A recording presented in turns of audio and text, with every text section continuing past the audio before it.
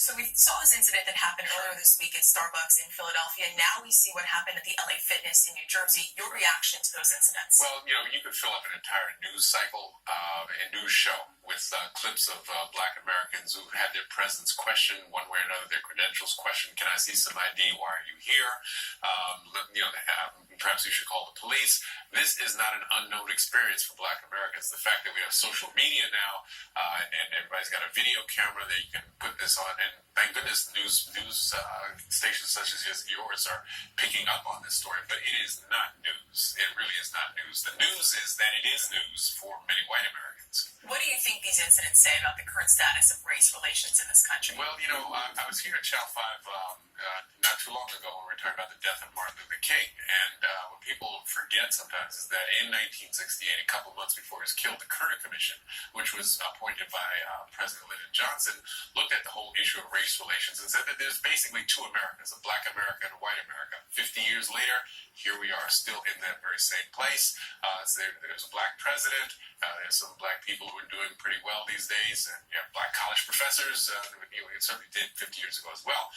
But this reality has not changed. The original video of this incident has been shared on social media numerous times. In fact, 50,000 times on Facebook alone. Yeah. What do you think about the social media reaction to this? Well, I think the social media reaction is just what I said. The fact is that people now have access to the live viewing of these disrespect, this racism, this racial bias taking place, and it gets spread around.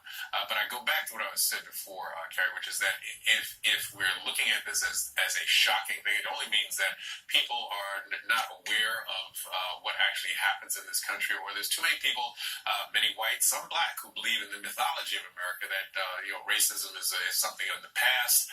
It is very much part of what we see today. I heard that, for example, Starbucks at LA Fitness, they fired 3 of the employees for their racial bias. And I'm here to tell you that if every employee in America who exhibited racial bias towards Black Americans was fired, the unemployment rate would go up several points overnight.